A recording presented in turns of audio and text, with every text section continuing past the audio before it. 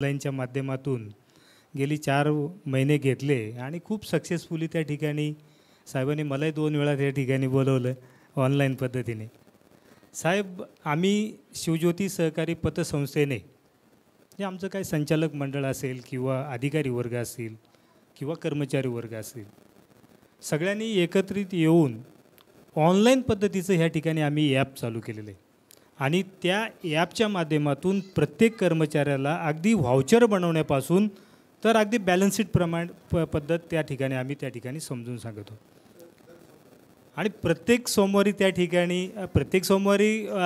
Review होतो आणि प्रत्येक शनिवारी ऑनलाईन पद्धतीने प्रशिक्षण 1 तास प्रत्येक शनिवारी न चुकता त्या ठिकाणी होतं. जर एखादा शनिवार चुकला तर दादा त्या ठिकाणी आम्हाला धाऱ्यावर धरतात, असं चालणार नाही, तुम्हाला हे करावंच लागेल. आणि म्हणून चांगल्या पद्धतीचं सक्सेस त्या ठिकाणी आहे. साहेब, त्यामध्ये एक विशेष अशी बाब आहे त्या ॲपमध्ये का सभासदांनासुद्धा प्रशिक्षण त्या ठिकाणी ऑनलाईन पद्धतीने देण्याची सुविधा आहे. मला तरी वाटतं महाराष्ट्रामध्ये पहिली पतसंस्था शिवज्योती अशी असेल का सभासदांनासुद्धा ऑनलाईन पद्धतीने त्या ठिकाणी प्रशिक्षण देऊ शकते. सगळेच नंबर ज्ञानदीप घेते, मग आपल्याला पण एखादा नंबर घेतला पाहिजे. शिवज्योतीने तो नंबर पटकावलेला आहे.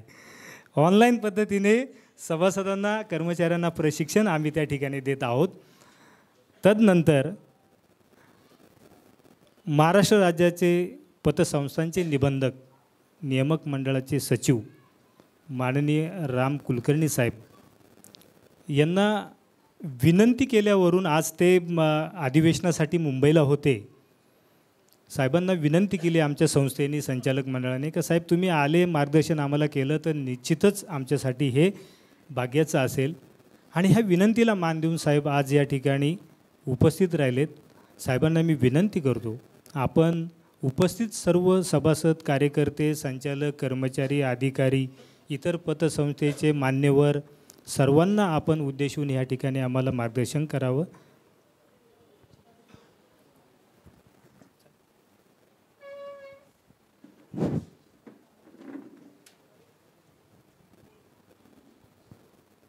शिवज्योती सहकारी पतपेढी इमारत मुंबई या संस्थेच्या कार्यक्रमासाठी उपस्थित बृहन्मुंबई पतसंस्था फेडरेशनचे अध्यक्ष माननीय शिवाजीराव नलावडे साहेब, महाराष्ट्र राज्य बिगर कृषी पतसंस्था फेडरेशनचे अध्यक्ष माननीय जिजाऊ पवार साहेब, उपस्थित शिवज्योती पतपेढीचे सर्व संचालक, अध्यक्ष, संचालक, अधिकारी, कर्मचारी, बोडके सर, सभासद, अन्य काही बँकांचे पदाधिकारी, अधिकारी, कर्मचारी, या ठिकाणी रितसर वेगवेगळ्या उपक्रमांचं उद्घाटन झालेलं आहे. पतसंस्थेची वेबसाईट, डिजिटल सेवा आणि 100 कोटी ठेवपूर्ती असं त्रिवेणी सोहळा या ठिकाणी संपन्न झालेला आहे. काही पतसंस्थांचे प्रश्न अनेक आहेत, परंतु ज्या काही पतसंस्थेच्या कामकाजामध्ये सुलभता यावी, पतसंस्थेचा कारभार सभासदभिमुख व्हावा, पतसंस्थांना आर्थिक शिस्त लागावी आणि पतसंस्था चळवळ ही सदृढ व्हावी, या दृष्टिकोनातून आपण काही महत्त्वाचे निर्णय घेत आहोत. त्या दृष्टिकोनातून एक महत्त्वाचं पाऊल, एक सभासदांना, ग्राहकांना या डिजिटल माध्यमातून, इलेक्ट्रॉनिक माध्यमातून वेगवेगळ्या प्रकारच्या सेवा देण्यासाठी ही अधिकृत मान्यता देण्याकरता आपण 2 संस्थांना परवानगी दिलेली आहे. त्याचबरोबर साहेबांनी आता उल्लेख केला की सर्व सहकारी पतसंस्थांना, राज्यातील सर्व सहकारी पतसंस्थांना काही अटींना अधीन राहून आपल्याला परवानगी देण्याचा विचार दुपारीच मी आयुक्त साहेबांना बोलून दाखवला, प्रस्तावसुद्धा तयार केलेला आहे आणि काही दिवसातच राज्यातल्या सर्व पतसंस्थांना ही काळाची गरज ओळखून आपण डिजिटल सेवासाठी परवानगी देत आहोत.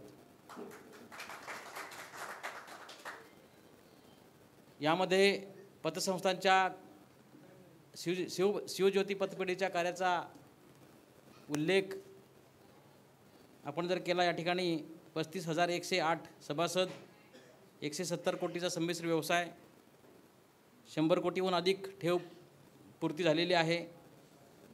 कर्मचारी वर्ग आणि पिग्मी एजंट्स 160हून अधिक पिग्मी एजंट्स आणि कर्मचारी वर्ग आहे. अशा या आणि 20हून अधिक शाखा. ऑडिट वर्ग अ आहे. गुंतवणूक त्यांनी 22 कोटीपर्यंत गुंतवणूक केलेली आहे. खेळते भांडवल 134 कोटी आहे. अशी साधारणतः आर्थिक स्थिती असलेली ही सहकारी संस्था आज या ठिकाणी 100 कोटीची ठेवीची पूर्ती करत आहे. ह्या विशेष आम्हाला आनंद होत आहे. त्याचबरोबर काळाची गरज ओळखून आपल्याला बँकांबरोबर किंवा इतर वित्तीय संस्थांच्या बरोबरीनं पाऊल या पतसंस्थेने डिजिटल माध्यमातून एक टाकलेलं आहे. त्याबद्दल या पतसंस्थेचं मी अभिनंदन करतो आणि पतसंस्थेच्या भावी वाटचालीसाठी शुभेच्छा व्यक्त करतो. या ठिकाणी पतसंस्थेचा इन्चार्ज म्हणून काम करत असताना मला अनेक गोष्टी लक्षात आल्या, अनेक गोष्टी निवेदनं प्राप्त होतात आमच्या फेडरेशनकडून किंवा संस्थांच्याकडून.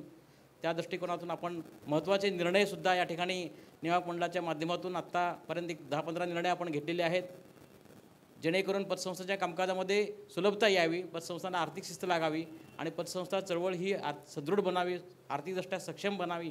या दृष्टिकोनातून महत्त्वाचं पाऊल आपण या ठिकाणी उचलत आहोत.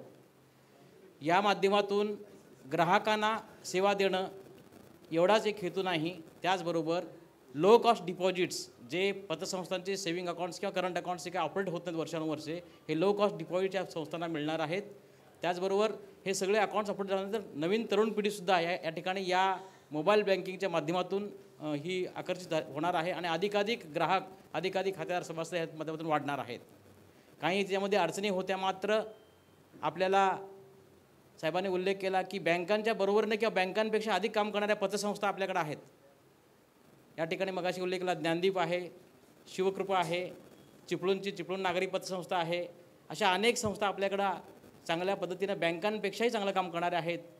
बँकांचे आरबीआयचे निकष नाहीत, मात्र सहकार खात्याचे काही निर्णयाला नियमाला अधीन राहूनसुद्धा चांगल्या पद्धतीनं काम करणाऱ्या संस्था आहेत. निश्चितच या पतसंस्थांच्या ठेवीदारांना आपण 50,000पर्यंत संरक्षण देण्याची सुद्धा योजना प्रस्तावित केलेली आहे. पतसंस्थांमधल्या ठेवी या सुरक्षित राहाव्यात, ठेवीदारांची विश्वासार्हता वाढावी, सहकारी पतसंस्थांच्याकडे अधिकाधिक ठेवी आकर्षित व्हाव्यात, गोळा व्हाव्यात, संकलित व्हाव्यात. या दृष्टिकोनातून पतसंस्थांच्या ठेवींना 50,000पर्यंत संरक्षणाची सुद्धा योजना आपण प्रस्तावित केलेली आहे.